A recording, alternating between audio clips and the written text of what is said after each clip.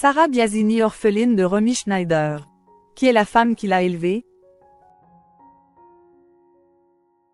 Ce dimanche 21 juillet, Sarah Biasini souffle sa 47e bougie. L'occasion pour Gala de revenir sur le parcours de la fille de Romy Schneider et de celle qui l'a élevée, sa grand-mère paternelle, Monique. Ce 21 juillet, Sarah Biasini a célébré son 47e anniversaire, qui est aussi le 42e sans sa mère. Alors qu'elle n'était qu'une enfant, elle a connu le drame. Tout juste âgée de 4 ans, la fillette apprend la mort de l'actrice Romy Schneider. Son père, restaurateur, avait un emploi du temps particulièrement chargé. Sarah a alors été élevée par sa grand-mère paternelle. Dans Elle édition de Libération, parue en kiosque le 11 janvier 2023, à l'occasion de la sortie de son livre La beauté du ciel chez Stock, la comédienne de 47 ans a raconté cette enfance aux côtés de sa grand-mère Monique. Le métier de ma grand-mère, c'est la maternité, a-t-elle confié à nos confrères. Et de parler de l'amour inconditionnel qui lui vouait Monique.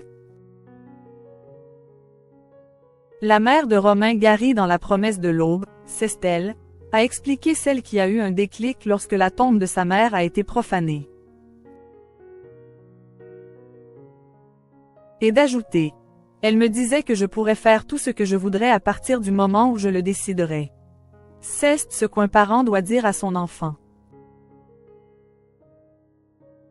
Pour élever sa fille Anna qui a eu 5 ans au mois de février, Sarah Biasini a bien évidemment été inspirée par l'éducation reçue par sa grand-mère Monique.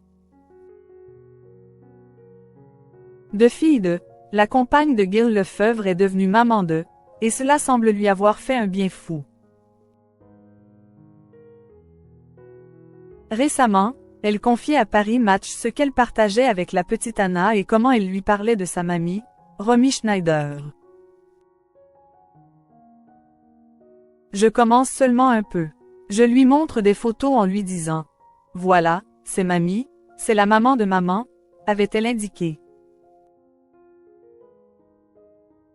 Au cours d'une interview qu'elle nous avait accordée, elle avait confié qu'elle éprouvait des difficultés à se faire à la mort de sa mère.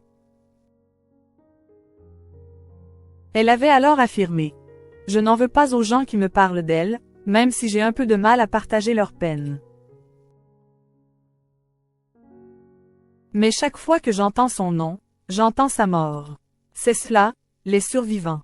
Et puis c'est ma mère, pour moi, elle n'est que ça. Parfois, je me fiche de l'actrice.